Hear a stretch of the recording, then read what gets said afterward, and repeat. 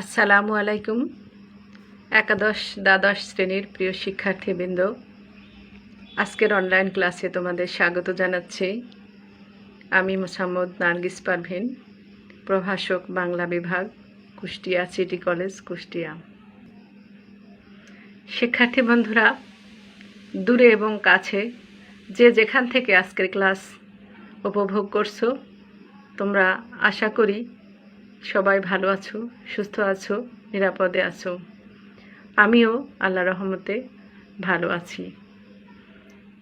ইতিপূর্বে আমরা বাংলা ভাষার অপপ্রয়োগ ও শুদ্ধ প্রয়োগ এই বিষয়ের উপরে একটি ক্লাস নিয়েছি।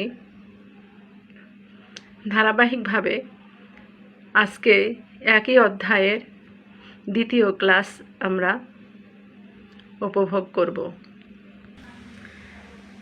শিক্ষার্থীবৃন্দ, আমরা গতদিন যেখান থেকে শেষ করেছিলাম, আজকে তারপরের থেকে শুরু করব।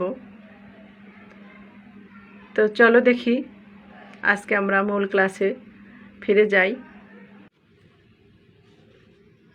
প্রিয় শিক্ষার্থীবৃন্দ, আমি শুরুতেই তোমাদের একাদশ এবং দ্বাদশ শ্রেণীর শিক্ষার্থীদের অভিনন্দন জানিয়েছি।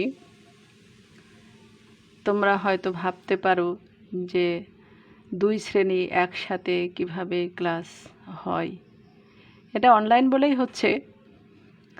তারপরেও একটা জিনিস তোমাদের জেনে রাখা ভালো, সেটা হচ্ছে যে সারা দেশেই যে শিক্ষার ব্যবস্থা, যে শিক্ষার কারিকুলাম, তাতে প্রত্যেকটা বিষয়ের প্রথম পত্র এবং দ্বিতীয় পত্র আছে।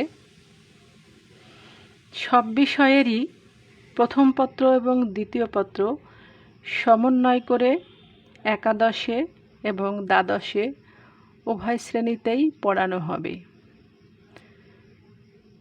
তো সেই আলোকে আমরা একাদশ এবং দ্বাদশ শ্রেণীর কথাটা উল্লেখ করলাম এখানে আমি। তো শিক্ষার্থীবৃন্দ, আমাদের আজকের পাঠদানের বিষয়ও বাংলা দ্বিতীয় পত্রের ষষ্ঠ অধ্যায়। সেখান থেকে প্রথম ক্লাস আমরা নিয়েছি, আজকে তার দ্বিতীয় ক্লাস। আমাদের অধ্যায়ের নাম বাংলা ভাষার অপপ্রয়োগ ও শুদ্ধ প্রয়োগ। আমরা ইতিপূর্বে আলোচনা করেছি যে এটি ব্যাকরণের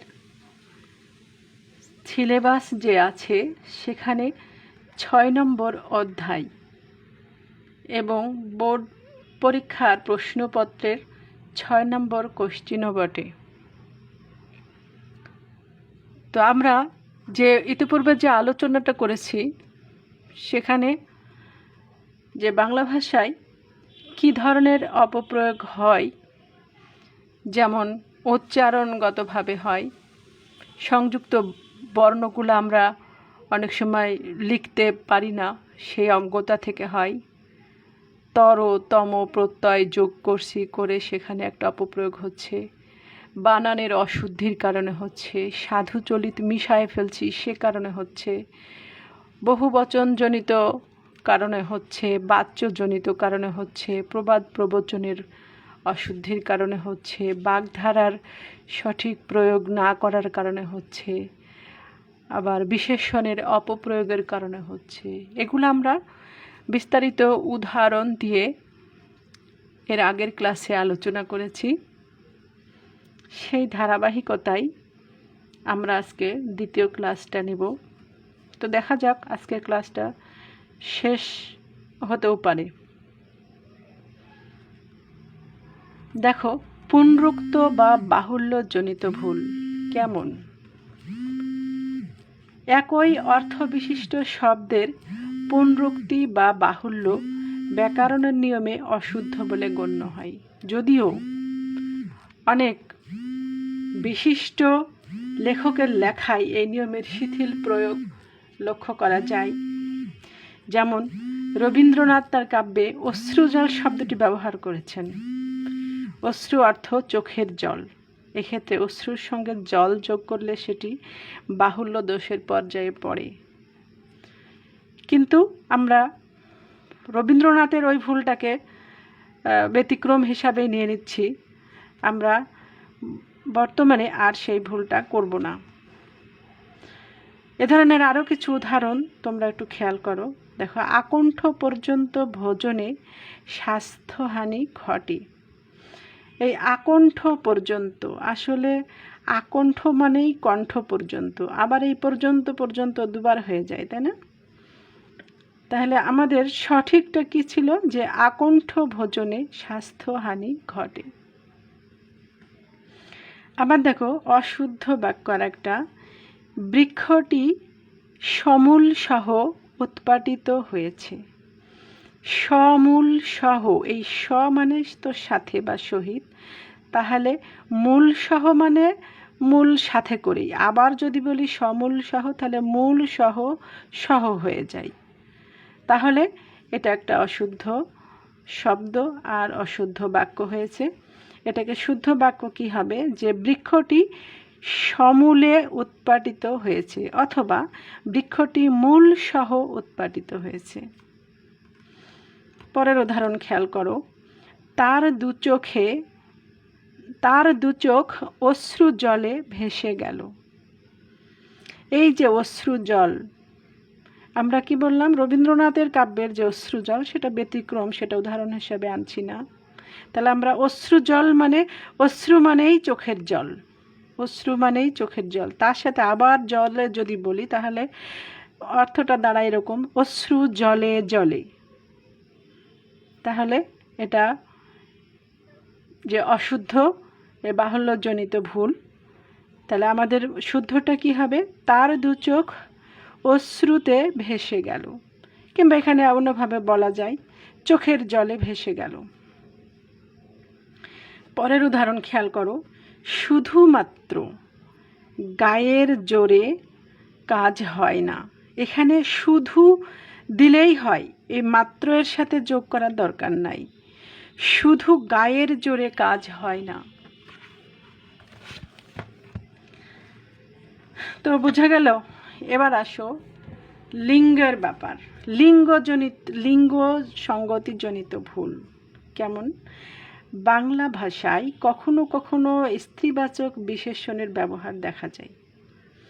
যেমন সুন্দরী বালিকা, বীরাঙ্গনা নারী, এরকম ক্ষেত্রে স্ত্রীবাচক শব্দের জন্য স্ত্রীবাচক বিশেষণ ব্যবহার না করা হলে তা ব্যাকরণের নিয়মে অশুদ্ধ বলে গণ্য হবে। মানে স্ত্রীবাচক শব্দের সাথে তার যে বিশেষণটা হবে, সেটা স্ত্রীবাচক বিশেষণটাই এখানে প্রয়োগ করতে হবে, না হলে অশুদ্ধ বলে গণ্য হবে। উদাহরণ খেয়াল করো, ওর মতো বুদ্ধিমান বালিকা এই গ্রামে নেই। এই যে বুদ্ধিমান বালিকা, বালিকা হচ্ছে স্ত্রীবাচক, একটা স্ত্রীলিঙ্গ, আর এর সাথে বুদ্ধিমান, এটা কিন্তু স্ত্রীবাচক বিশেষণ হয়নি। তাহলে স্ত্রীবাচক বিশেষণটা কি? বুদ্ধিমতী। তাহলে এটা একটা অশুদ্ধ বাক্য। এটাকে শুদ্ধ করলে কি হচ্ছে? ওর মতো বুদ্ধিমতী বালিকা এই গ্রামে নেই। পরের উদাহরণ দেখো, মমতাজ পরম সুন্দরী ছিলেন। এই পরম হচ্ছে স্ত্রীবাচক বিশেষণ নয়, এর স্ত্রীবাচক হচ্ছে পরমা। যেহেতু মমতাজ স্ত্রীলিঙ্গ, সুন্দরী ঠিক আছে, তাহলে মমতাজ পরমা সুন্দরী ছিলেন, এটা হচ্ছে শুদ্ধ বাক্য। আর একটা উদাহরণ দেখো, বর্তমানে বিদ্বান মহিলার সংখ্যা উল্লেখযোগ্য। এই বিদ্বান আর এই মহিলা ঠিক একসাথে সঙ্গতি হচ্ছে না। এই মহিলার ক্ষেত্রে বিদুষী হবে, পুরুষের ক্ষেত্রে মানে যেহেতু স্ত্রীলিঙ্গ, পুংলিঙ্গের ক্ষেত্রে বিদ্বান হবে। তাহলে বর্তমানে বিদুষী মহিলার সংখ্যা উল্লেখযোগ্য। ক্লিয়ার হয়েছে? এবার দেখো, আমি তো এখানে 3টা উদাহরণ নিয়ে আসলাম। ব্যাকরণের বইতে আরও অনেক অনেক উদাহরণ আছে, তোমরা সেগুলা প্র্যাকটিস করবা। দেখো পরের যে রুলসটা বলছে, বাক্যে বিশেষণ প্রয়োগের সঙ্গতি কী ধরনের? বিশেষণের অবস্থান হওয়া উচিত সম্পর্কিত শব্দের পাশে, তা না হলে অর্থ বিভ্রান্তি ঘটতে পারে। বিশেষণের অবস্থান পরিবর্তনের ফলে বাক্যেরও অর্থের পরিবর্তন ঘটে। একটু খেয়াল করো, উদাহরণগুলো খেয়াল করলে বুঝবা যে বিশেষণের অবস্থান হবে সম্পর্কিত, যে শব্দের সাথে সম্পর্ক বিশেষণের তার পাশে বসবে, আর তা না হলে অর্থের বিভ্রান্তি হবে। আর যদি সেটা হয় তখন বাক্যেরও অর্থের পরিবর্তন হয়ে যাবে। উদাহরণগুলো খেয়াল করলে তোমরা আর একটু ক্লিয়ার হবা। খেয়াল করো, যেমন আমার প্রথম ছেলে কাজ করেছে তথ্য মন্ত্রণালয়ে। এখানে এই বাক্যটার যে অর্থ দাঁড়াচ্ছে যে আমার একাধিক সন্তান ছিল, প্রথম ছেলে কাজ করেছে তথ্য মন্ত্রণালয়ে। আসলে আমরা এই প্রথম দিয়ে এই কাজকে বিশেষায়িত করব। দেখো পরের উদাহরণটা, শুদ্ধ বাক্যটাই কি হচ্ছে যে আমার ছেলে প্রথম কাজ করেছে তথ্য মন্ত্রণালয়। তাহলে এই দুটো বাক্যে দুটো ভাব প্রকাশ করছে। তাহলে প্রথম এই ছেলেকে বিশেষায়িত করছে, প্রথম যখন কাজকে বিশেষায়িত করছে তখন তার অর্থটা আলাদা হয়ে যাচ্ছে। পরের উদাহরণ খেয়াল করো, আশ্চর্য, এমন মানুষ জীবনে দেখিনি। আবার এই বাক্যটাই দেখো যে এমন আশ্চর্য মানুষ জীবনে দেখিনি। দুটো বাক্যের কিন্তু দুটো আলাদা আলাদা অর্থ তৈরি হয়ে যাচ্ছে। তাহলে বিশেষণের অবস্থানটা আমাদেরকে ঠিকভাবে প্রয়োগ করতে হবে। এরপর আসো বাক্যে সর্বনাম প্রয়োগের যে সঙ্গতি সেটা কেমন। বাক্যে সর্বনামের অবস্থান সম্পর্কে সতর্কতা বজায় রাখা খুবই দরকার, কারণ সর্বনামের অবস্থান বদলের ফলে বাক্যের অর্থ বদলে যেতে পারে। দেখো খেয়াল করো, এখানে সেই আন্দোলনে সতীদাহ প্রথা রোধ হয়। সেই আন্দোলনে সতীদাহ প্রথা রোধ হয়, এখানে সেই হচ্ছে সর্বনাম, কিন্তু ঠিক জায়গায় সর্বনামটা না বসানোর জন্য এটার এক ধরনের অর্থ। আর দেখো শুদ্ধ বাক্যে কি হচ্ছে, আন্দোলনে সেই সতীদাহ প্রথা রোধ হয়। তাহলে আমরা বুঝতে পারছি তো নাকি, আন্দোলনে সেই সতীদাহ প্রথা রোধ হয়, আর সেই আন্দোলনে সতীদাহ প্রথা রোধ হয়। এখানে আন্দোলনকে সেই দিয়ে মডিফাই করছে, আর এখানে সতীদাহকে সেই দিয়ে মডিফাই করছে, দুটো আলাদা আলাদা অর্থ বহন করছে। দেখো পরের বলছে ক্রিয়াপদ ও ক্রিয়ার কাল প্রয়োগের সঙ্গতি। যথাযথ ক্রিয়াপদের প্রয়োগ না হলে বাক্য সঙ্গতিপূর্ণ হয় না। কি বলছে, যথাযথ ক্রিয়াপদের প্রয়োগ না হলে বাক্য সঙ্গতিপূর্ণ হয় না। উদাহরণ দেখো যে এলাকায় যখন তখন বিদ্যুৎ বিভ্রাট দেখা যাচ্ছে। এলাকায় যখন তখন বিদ্যুৎ বিভ্রাট দেখা যাচ্ছে, এলাকায় যখন তখন বিদ্যুৎ বিভ্রাট ঘটছে। এই দেখা যাচ্ছে যে ক্রিয়াপদের ব্যবহার, সেটা আসলে অ্যাপ্রোপ্রিয়েট না। এখানে অ্যাপ্রোপ্রিয়েট ক্রিয়াটা হচ্ছে ঘটছে। পরেরটা খেয়াল করো, অনুষ্ঠানে শিল্পীরা সঙ্গীত করেন। এটা এই সঙ্গীত করেন কথাটা, এই ক্রিয়াটা ঠিক সুন্দর হচ্ছে না। এটা কি হবে, অনুষ্ঠানে শিল্পীরা সঙ্গীত পরিবেশন করেন। একটু খেয়াল করো যে বাক্যের যে কোয়ালিটি সেটা ঠিক আসছে না, ক্রিয়াপদের যথাযথ প্রয়োগ না করার কারণে। এবার দেখো বাক্যে অব্যয় প্রয়োগের সঙ্গতিতে কি ধরনের সমস্যাগুলো হচ্ছে। বাক্যে অব্যয়ের প্রয়োগ যথাস্থানে হওয়া উচিত। যেমন এতক্ষণ রইলে মিনিট পাঁচেক আর থেকে যাও না। এতক্ষণ রইলে মিনিট পাঁচেক আর থেকে যেও না, এখানে অব্যয় হচ্ছে আর। দেখো এই ঠিক কথাটাকে যখন আমরা এখানে নিয়ে আসছি, আর একটু স্ট্যান্ডার্ড অর্থ বহন করছে। এতক্ষণ রইলে আর মিনিট 5 থেকে যাও না। এই অব্যয়পদটা অ্যাপ্রোপ্রিয়েট জায়গায় বসছে এবং বাক্যটা আর একটু স্ট্যান্ডার্ড মেনটেন হয়েছে। পরের উদাহরণ দেখো, সবাই একে একে চলে গেল, তাকেও সুতরাং চলে যেতে হলো। তাকেও সুতরাং চলে যেতে হলো। এই যে সুতরাং অব্যয়, দেখো এটা একটা বাক্য, এটা একটা অর্থ বহন করছে। এর চাইতে আরেকটু স্ট্যান্ডার্ড অর্থ বহন করছে কিভাবে? সবাই একে একে চলে গেল, সুতরাং তাকেও চলে যেতে হলো। তোমরা যখন এই বাক্যগুলা খুব ধীর স্থিরভাবে সুন্দরভাবে পড়বা, তখন এর অর্থগুলাও ঠিক বুঝতে পারবা যে কোনটা দুর্বল এবং কোনটা শক্তিশালী বাক্য হচ্ছে, শক্তিশালী অর্থ বহন করছে। আর একটা উদাহরণ খেয়াল করো, অকস্মাৎ ওর প্রতি আমার রাগ বেড়ে যায়। দেখো এটাকে যদি স্ট্যান্ডার্ড করি, অকস্মাৎ ওর ওপর, এই প্রতি হচ্ছে না, এটা হচ্ছে ওপর হবে। অকস্মাৎ ওর ওপর আমার রাগ বেড়ে যায়। তাহলে এখানে প্রতি যে অব্যয়, এই অব্যয়টা এখানে অ্যাপ্রোপ্রিয়েট না, এটা অ্যাপ্রোপ্রিয়েট। তারপরে খেয়াল করো বিভক্তি প্রয়োগে সঙ্গতিটা কেমন। বাক্যের যথাস্থানে যথাযথ বিভক্তি প্রয়োগ করা উচিত। কেমন দেখো, দই ভালো পাওয়া যায় বগুড়া। এই যে আমরা শুধু বগুড়া লিখলাম, হয়তোবা আমরা আমাদের কথা ভাব বোঝাতে পারছি, কিন্তু এই বিভক্তিটা এখানে বসায় দিলে ভাবটা আরও সুন্দর পরিষ্কার হয়ে যায়। যেমন দই ভালো পাওয়া যায় বগুড়ায়। ক্লিয়ার হয়েছে? আরেকটা উদাহরণ খেয়াল করো, শ্রমিকরা ধর্মঘট নিষিদ্ধের প্রতিবাদে সভা করছে।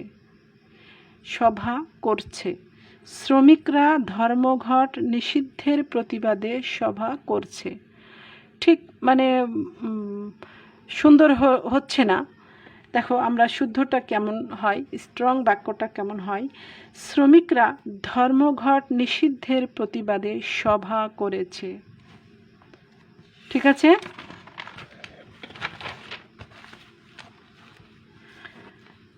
এবার আসো বাক্যে বচন সংগতি। বচন বাক্যে পূর্বগামী বিশেষ্যের বচন অনুসারে অনুগামী সর্বনামের বচনে সঙ্গতি রক্ষা করতে হবে। পূর্বে বিশেষ্যের যে বচন হবে ঠিক সেই অনুসারে অনুগামী সর্বনামের বচন করতে হবে। তা না হলে বাক্যটা শ্রুতিমধুর হবে না, সুন্দর হবে না। খেয়াল করো যে ক্লাসের উদাহরণ খেয়াল করো, ক্লাসের কয়েকজন বাড়ি থেকে তার খাবার নিয়ে আসলো। এখানে আমরা বলছি বহু বচনের কথা, তাই না? কয়েকজন, ক্লাসের কয়েকজন বাড়ি থেকে তার খাবার আনলো, আবার তার বলছি এক বচনে, তাই না? তাহলে এটা ঠিক সুন্দর বাক্য হলো না। শুদ্ধ বাক্য কি হচ্ছে, ক্লাসের কয়েকজন বাড়ি থেকে তাদের খাবার নিয়ে আসে। তাহলে এখানেও যেহেতু বহুবচন, আমরা এখানেও বহুবচনে লিখলাম, তাহলে বাক্যটা সুন্দর হলো। পূর্বগামী বিশেষ্য একবচন বোঝালে অনুগামী বিশেষ্য সর্বনামও একবচন হবে, আবার পূর্বগামী বিশেষ্য যদি বহুবচন হয় তাহলে অনুগামী সর্বনামও মানে বহুবচন হবে। এটাই হচ্ছে রুলস। আরেকটা উদাহরণ খেয়াল করো, কিছু কিছু লোক আছে যে অন্যের ভালো সইতে পারে না। কিছু কিছু লোক আছে যে অন্যের ভালো সইতে পারে না। এখানে কিছু কিছু লোক বলতে কিন্তু একবচন না, বহুবচন বোঝাচ্ছে। তাহলে আর যে তো আমরা একবচনের ক্ষেত্রে ব্যবহার করি, তাই না? তাহলে কি হচ্ছে, এটা যেহেতু বহুবচনে আছে আমরা এটাও বহুবচনে করব। শুদ্ধ বাক্যটা কি হচ্ছে, কিছু কিছু লোক আছে যারা অন্যের ভালো সইতে পারে না।